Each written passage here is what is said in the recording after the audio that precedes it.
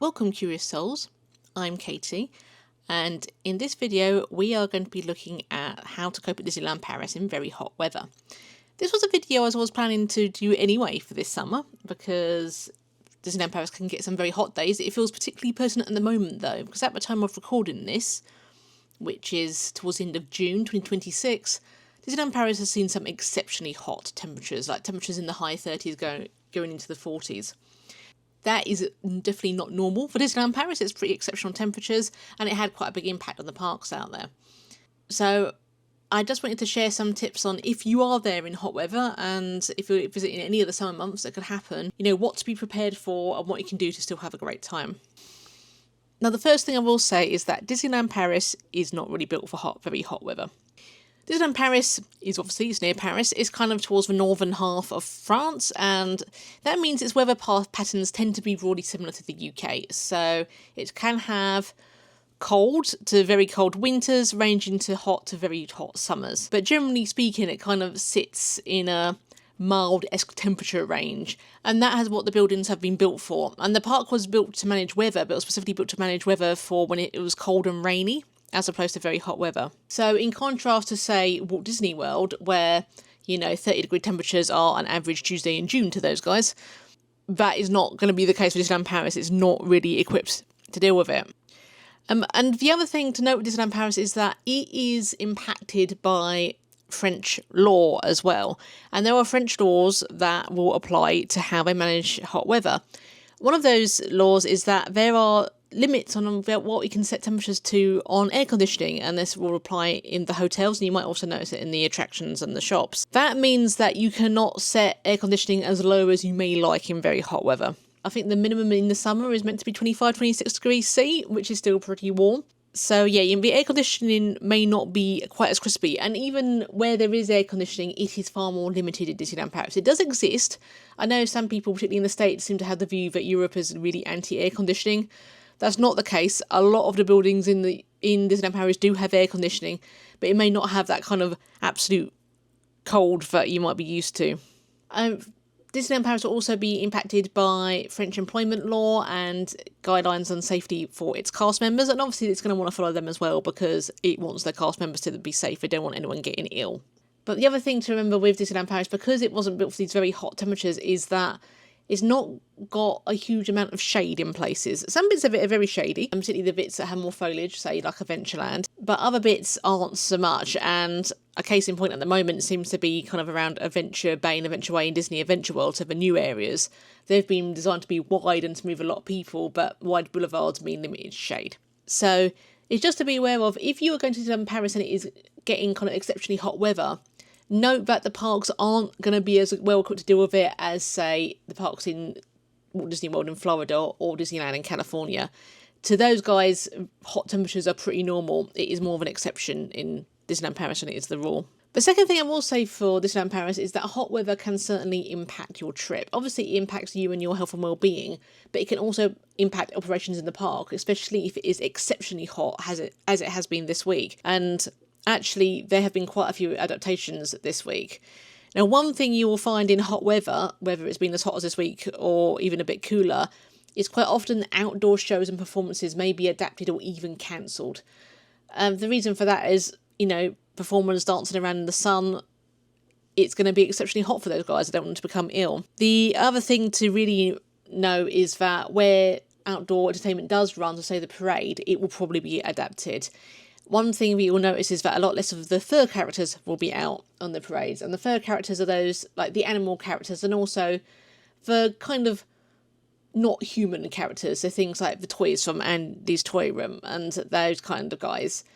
Those, fur and their costumes, they are heavy and they are hot, and it may not be safe for them to be out in it. So they will adapt it. So last summer for the music festival, on some very hot days, they did have a few times when, for the finale of the music festival, they didn't run it so much. There have also been times earlier in this season with A Million Splashes of Colour, which is the cavalcade currently going to Disneyland Park, where they ran the parade floats, but they didn't do the show stop and the dance outside Sleeping Beauty Castle, and that's because that kind of long dance performance in the sun, where there's no shade, it wouldn't have been safe for the performers.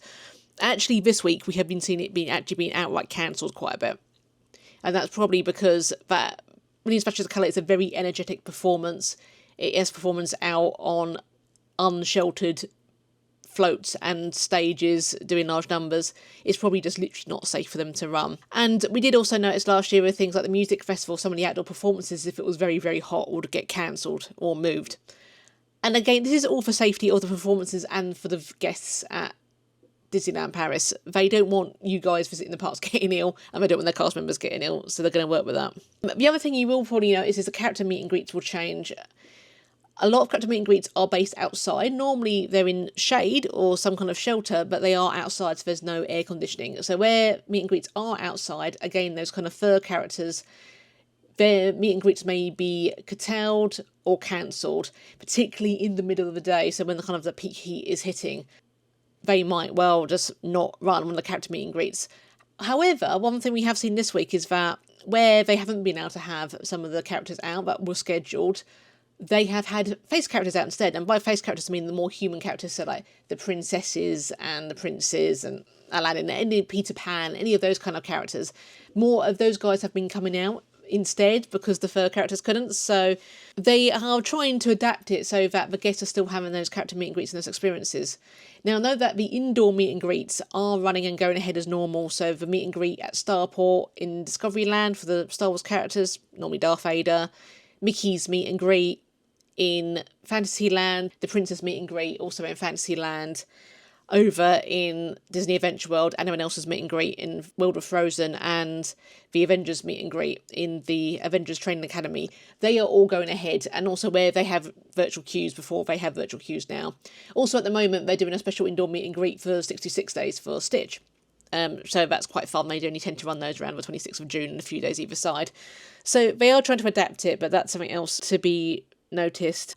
This time around, we have seen something that I don't think we've had before in Disneyland Paris, at least not that I'm aware of, in that the province that Disneyland Paris sits in banned fireworks and fire effects because of the extreme heat, and Disneyland Paris is obliged to stick to local law. You know, they can't change that. So we've seen the fireworks pulled out of the nighttime performances. At the moment, that is a real bummer, particularly for Tales of Magic, because for Tales of Magic, the drones that used to be part of the shows were pulled earlier this year, and the fountains currently aren't working because of the refurbishment works going on around Sleeping Beauty Castle. So literally at the moment, Tales of Magic is the projections. Which are on the castle and they go down Main Street, and they're really cool and really impressive. But yeah, so that show has been quite greatly impacted. Cascade of Lights over in Disney Adventure World, they still have the drones and the water drones and the fountain effect, so that show has been less heavily impacted by this. This is exceptional. Like I said, I don't think it's happened in Disneyland Paris before. So unless you're going to be out there in the kind of extremes of temperatures we're seeing this week, so like the high 30s, 40s, chances are that won't be a problem for you. But know that it is, and know that that wasn't Disneyland Paris' own choice. They had to because the province instituted the rules. The other thing that could happen is rides closing down in peak heat. This did happen a few times last summer as well, and it has certainly been the case this week. Essentially, some of the attractions are outdoors, and in the peak of heat, it's going to be dangerous for the guests to be on them. It's going to be difficult for the cast members to be running them. In some of the cases, if the rides aren't sheltered, the seats might just heat up so much that it'll be generally too hot for people to sit on them. So I remember that happening last year, particularly with Dumbo. But we have seen this week that kind of in the peak heat of the day, a lot of the outdoor rides have had to close. They have been open first thing in the morning, they have been open again in the evening, so it's not like they're closed all day. And a lot of the big attractions are indoors. The outdoor ones that are probably going to have the biggest impact on people are going to be things like particularly Big Thunder Mountain, Dumbo, and attractions like that. And I did also take out all of Toy Story Playland over in Disney Adventure World, which is kind of unfortunate, but those rides are all outdoors. So, and Slinky was actually due to be down for refurbishment at the moment anyway. So yeah, that's something just to be aware of. And the other thing we've seen this time around, which again I don't think I've heard of happening before in Disneyland Paris, is that some of the outdoor kiosks have had to close in the peak heat of day. Those kiosks were not built for extreme heat in mind. They're probably not very well insulated. I doubt they've got air conditioning. They need to think about the safety of their cast members. So some of the outdoor food kiosks may close during the middle of the day. Again, they should be open early in the day and later in the day. It's just going to be in the peak heat in the middle, but they will close that down. So note that you might think, sun, yeah, great. It can have an impact, but it does have to be very hot for them to have this sort of impact. If you've got temperatures in, say, kind of like the mid-20s, the parks, chances are, will operate absolutely as normal. There won't be any changes. It's just when you get these kind of extremes of heat, you start seeing these sort of changes taking place. So moving into tips on how to deal with the situation, I spoke a lot then about things closing in the peak heat of the day, and that would be a tip for me for this time of year. Avoid being out too much in the peak heat of the day if you can. Apart from the fact you might get kiosks and attractions closed, that's going to be the most unpleasant part of the day for you to be out in it. It's more likely to drain your strength and make you sweat bullets and so forth. And the good thing about the summer in Disneyland Paris, it tends to have very long hours in the park days, certainly more so in the winter.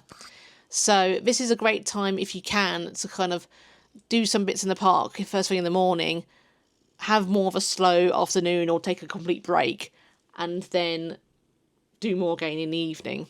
Obviously, that's going to be adapted depending if you've got little ones with you and how late they can stay up and things like that. So obviously you'll need to tweak that for your group, but that would be my advice as far as possible, is avoid being out in the peak heat of the day.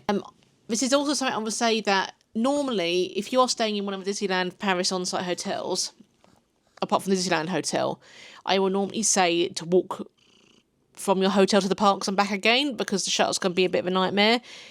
When it's this hot, if you are going back to your hotel in the middle of the day for, say, a break, so you're going to be walking back in that peak heat, I would say this might be a time to try the shuttle buses instead of doing the walk, because I can imagine those walks could be very, very hot and very, very tiring.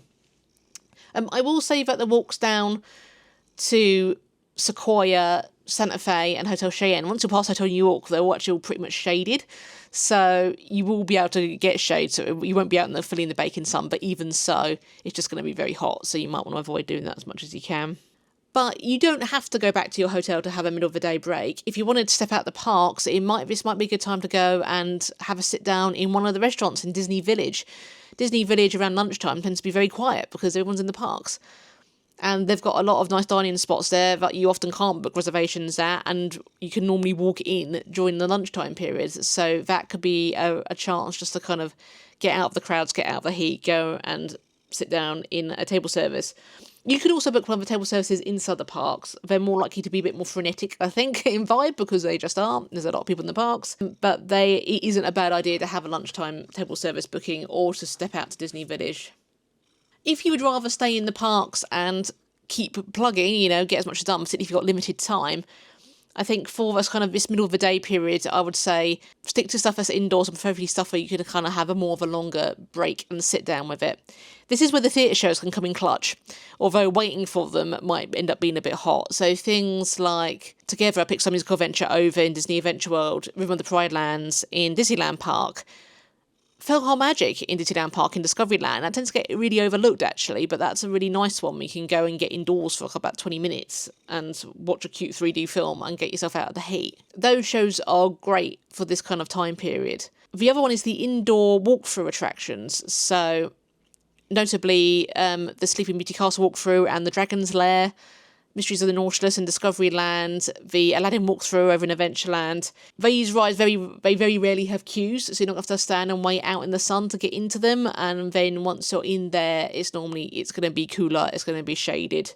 And if you'd rather stick to doing rides, then, well, apart from the fact that you might have the outdoor rides closed anyway if it's too hot, but I would also, anyway, try and avoid outdoor rides during this kind of peak heat period. Stick to kind of the longer stuff that's indoors, and particularly the longer rides. So things like, I know at the moment sadly it's close to refurbishment, but normally I would say Pirates of the Caribbean is a good choice here because that's about a 10-minute ride indoors. Phantom Manor is a really good choice for this, and because that's kind of like darker theming, it tends to be very cool in that attraction. It's a small world. The waiting area is outside, but it is shaded and it's a longer ride.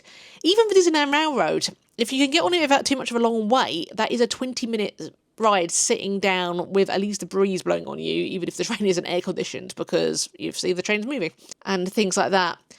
A little bit harder to recommend stuff like this ride-wise over in Disney Adventure World, but this might not be a bad time to hit up Frozen Ever After. It might be at its busiest, but at least most of the queue's indoors, and it's a longer dark ride when you get there. So that's up to you if you want to do the standing and the waiting or not. But most of the rides in Disney Adventure World is a bit more difficult. You could also try a Ratatouille, actually, and it has got a single rider. So, I mean, it's not a massively long ride, but it's a bit longer than some of the others, and it's a dark ride. It's fully indoors. What I would absolutely not recommend you try and do in peak heat is any of the outdoor walkthrough attractions. My big would say avoid is Swiss Family Robinson Treehouse, because not only is that outdoors, you've got to climb up well over 100 stairs and then down again. You're just asking to overheat if you try that in this sort of weather. I'd also say the Alice in Wonderland maze, again, actually at the moment, as I'm speaking, it's close for refurbishment, but if it was open, I would say probably avoid that in the middle of the day at the moment as well, because it's going to be getting very hot there.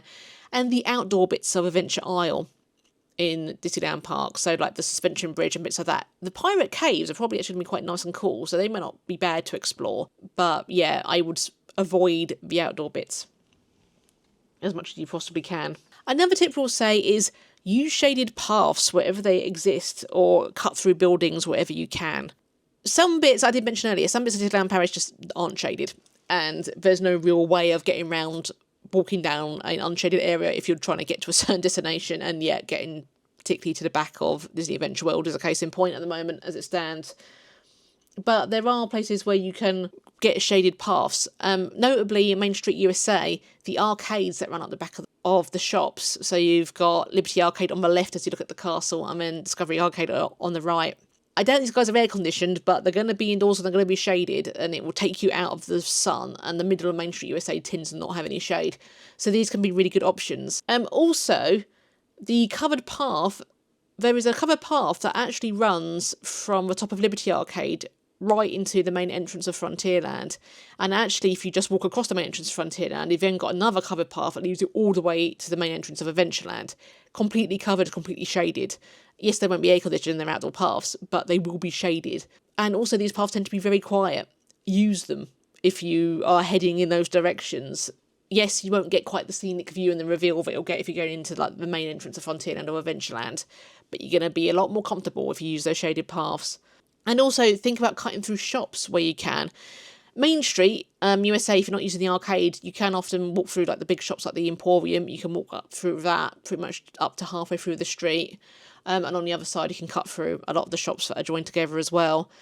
But things like, if you're going to the main entrance of Buzz Lightyear in Discoveryland, cut into Constellations at the entrance of land and then cut out of it again at the back of the shop where it's next to Buzz Lightyear to save you going out into the heat. If you're going to It's a Small World in Fantasyland and you're coming out the back of the castle, walk through Sir Mickey's, and it won't take you out the heat all the way the path, but it'll take you out of some of it, and you'll be inside and be in a shaded shop. On the other side, you could use, it's less helpful because it's less of big of a space, but the Seven Dwarfs shop does a similar, you could walk into it through one door and walk out with the furthest door to pop yourself out next to the Snow White ride. And so use those sheltered bits where you can. Even things, some of the smaller shops like the Curious Giraffe at Adventureland, that has 2 entrances in it. And yes, you'll cut out maybe like 10 metres of path in the sun, but that's 10 metres of path in the sun, which in this level of heat, it is going to be worth avoiding. Again, unfortunately, this doesn't work quite so well in Disney Adventure World just because it doesn't tend to have so many of those big walkthrough shops. The main one I can say is the Walt Disney Studios shop in the entrance plaza. You can cut into that on the nearest door to where either side of the plaza you are and then pop it out the other end. It's not going to save you a lot of time in the sun, but it might be better than nothing. One thing I will say a big plus though for Disney Adventure World is World Premiere, that shaded, completely indoors entranceway which holds Hollywood Gardens restaurant and Mickey's of Hollywood, the gift shop. That can be fantastic in kind of hot weather for just getting out the heat, cooling down, spending a bit of time somewhere. And yeah, that is going to be like your best shaded place probably in Disney Adventure World. I mean, I would also say that if you are eating particularly quick service, try to avoid eating at the peak of lunchtime, and wherever you can, go to a quick service that's got indoor seating. Because some of that, the little kiosks and stuff, they don't, or they have very, very limited indoor seating. So this is times where some of the very big restaurants like Cowboy Cookout can come in really useful. You're more likely to struggle somewhere like Casey's Corner where there's very, very limited indoor seating. Other ones that if you tend to get there early, you can get indoor seats. Restaurant Hakuna Matata. If you get the Casa de Coco pretty much as it opens, hopefully you'll get an indoor seat. Au Chalet de la Marionnette does have a lot of indoor seating, but the food's horrible. So, you know, pick and choose your battles there. I would recommend instead getting to Toad Hall or Pizzeria Bellanotte in Fantasylands that open if you fancy for those. Cafe Hyperion, the food isn't amazing, but at least there is a lot of indoor seating in that spot. Over in Disney Adventure World, really you're looking at Hollywood Gardens. Again, it's not the best food in the world, but it's got indoor seating. Also, the new Nordic Crowns Tavern in World of Frozen does have a lot of indoor seating. But obviously this is very popular at the moment because it's new, so you would have to essentially get there at opening, which generally speaking for the quick services, if they're serving lunch, is normally 11 to 11:30. Check in the apps, it should have the exact opening hours then. Maybe this is the time to maybe avoid some of those places with just outdoor seating like Last Chance Cafe or the Overland Trail outpost with the Doritos that you get in Frontierland. Neither of those have indoor seating. And also things like the food carts that you find, like the ones outside It's a Small World or Remy's Ratatouille Adventure, and there's also some food huts around Adventure Bay and Disney Adventure World. I know they've put in some sheltered seating around here, so if you can get in there, that might be better than nothing, but I would say that, yeah, maybe don't aim to eat a lunchtime meal at any of those spots where you're going to have to sit outside to eat it if you possibly can. Speaking of eating and drinking, obviously another top tip is to stay hydrated. If you think you've drunk enough water, you probably need to drink more. In this kind of weather, if it's that hot, you're just going to, even if you know, try and avoid the peak heat as much as you can, you are going to get hot, you are going to get sweaty, you're going to get tired, you're going to be sweating a lot. You'll need to top up your fluids, so make sure you keep drinking water. If you want to do this in a way to save money, then bringing a reusable water bottle with you is probably a good shout. You can fill these up at the water fountains, and there are also normally taps in each of the toilets that you can get drinking water out of. They're normally labelled with like a little bottle emblem within the toilets, so look out for those, because these can be a great way of filling up your water bottle without having to queue up for the outdoor water fountains, because they have been getting some quite long queues this week, I've been seeing online, so that's worth trying to avoid. If you don't want to carry a bulky water bottle around all the time, you can get collapsible water bottles. Or if you want something that's definitely going to keep your drinks cold, you might want to think about something like an Owala water bottle. These are really popular over in Florida and Disney World, or even the Stanley water bottles, because they tend to keep stuff very cold. And if you're staying in Disneyland Paris hotel, pretty much all those hotels have ice machines, so you could put ice in your drink. Otherwise, you should be able to ask for ice and cold tap water at the quick service restaurants as well. That is another option here. Now, if you might be like us, we don't like carrying around water bottles. And the main reason for that is the weight. I have a lot of trouble with my joints. I do not want to be walking around lugging bottles of drinks. Also, I don't want to be drinking something that's going to be getting warm quite quickly. So obviously, if it's an insulated bottle, but the downside of the insulated water bottles, like the Owala bottles, is they can be quite heavy.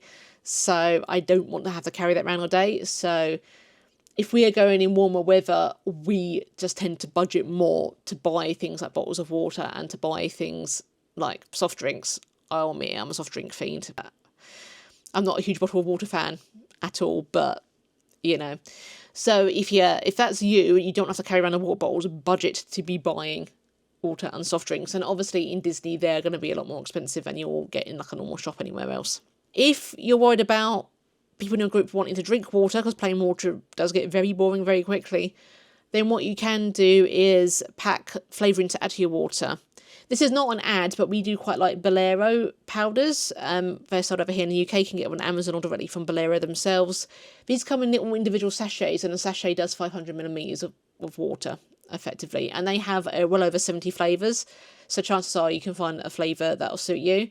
You can also get those little mini bottles of squeezy squash, and some people like those. We prefer the sachets because they're lighter to carry around and they're less likely to leak in your bag. So that's kind of up to you, but that's something definitely to consider. And I know that you'll probably see all the tips and tricks online at the moment banging on about drinking when it's very hot. Remember to eat as well. A lot of people in very hot weather, their appetite isn't as good as it normally is. And it can be very easy to just not want to eat in it, but you need to eat. It's not, when you are sweating out, you're not just losing water, you are losing salts, you are burning a lot of calories in this sort of weather. You need to keep eating. And it needs to be a kind of mix of like carbs, savoury, salty, protein, kind of like, you know, to try and get that balance in. So this isn't the time to try and skip lunch or something like that. Please do make sure you are eating your salts as well. And the other thing is, if you know you're going in hot weather, even if you're just planning a trip in, say, June, July, August, and you don't, I'm not expecting it to be as exceptionally hot as it has been this week, but it could be hot, then there are things that you can pack and take with you that can certainly help if the case of hot weather. Portable fan is a great idea.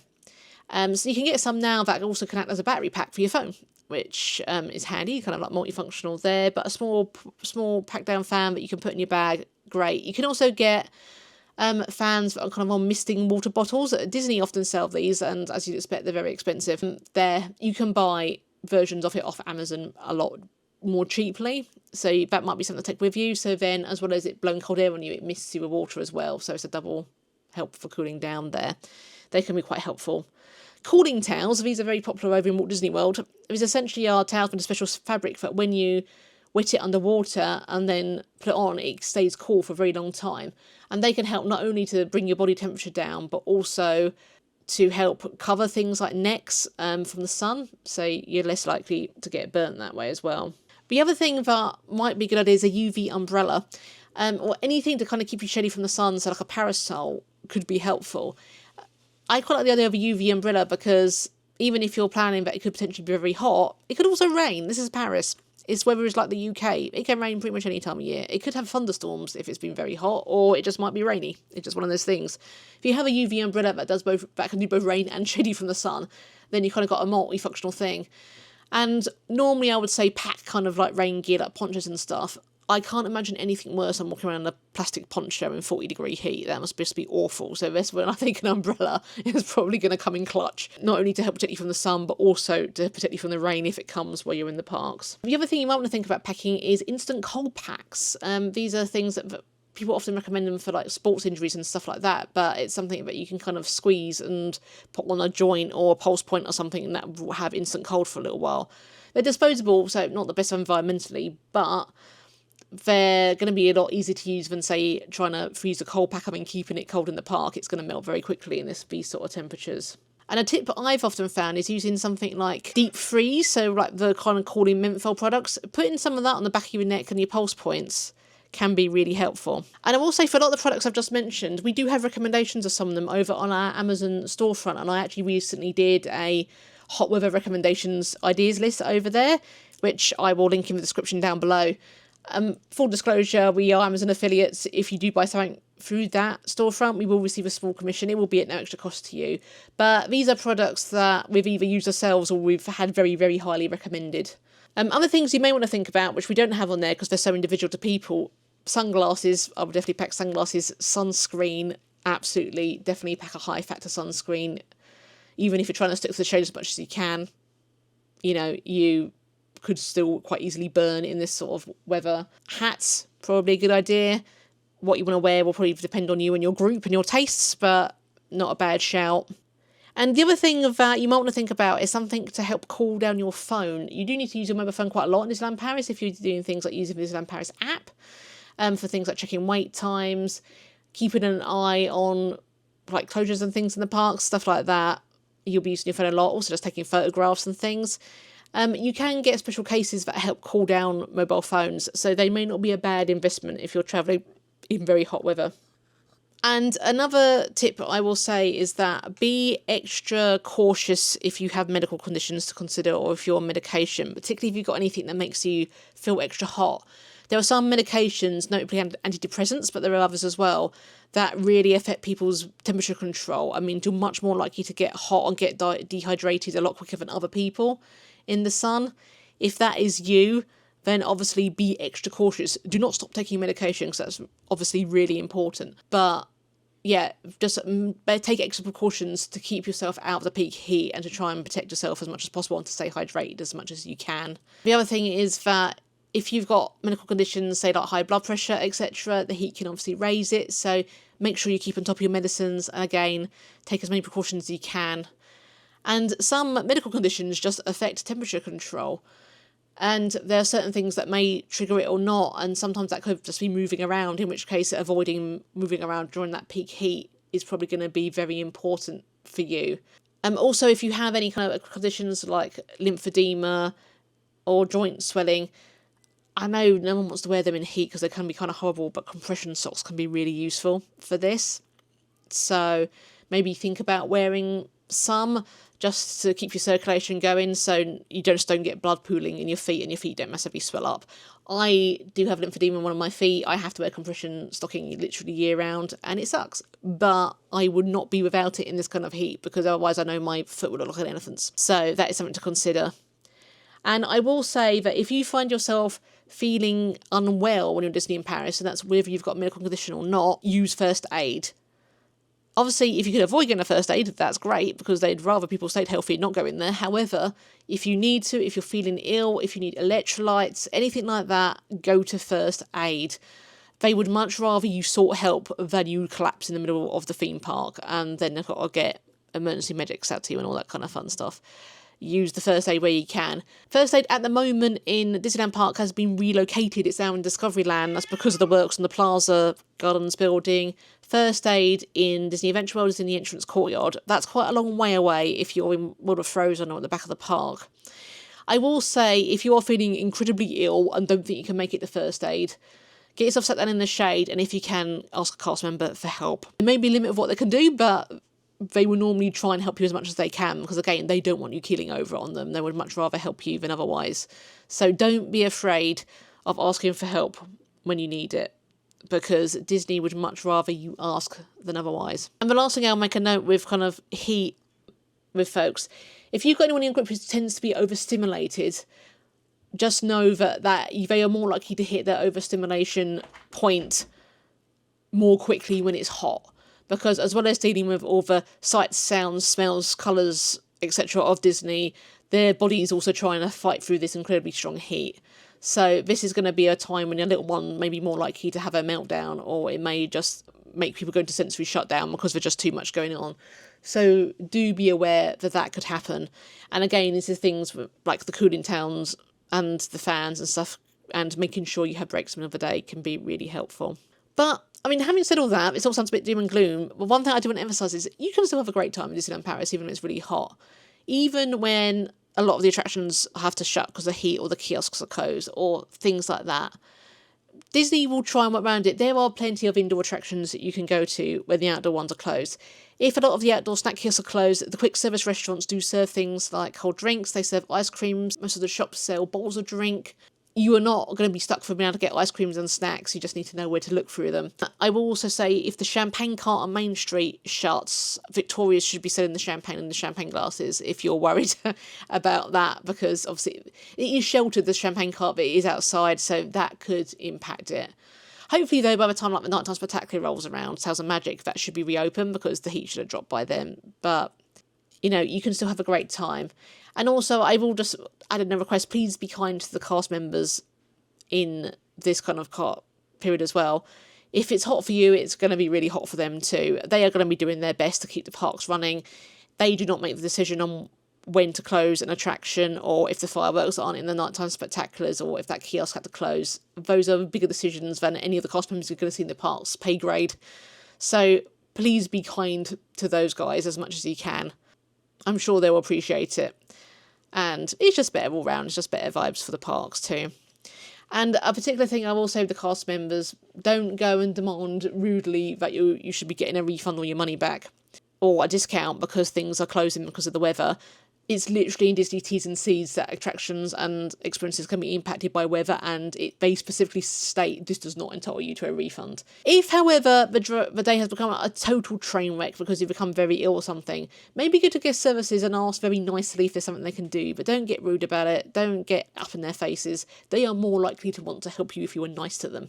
So you can ask, but don't think you're guaranteed anything. Yes, you are not in these situations. They can't help you.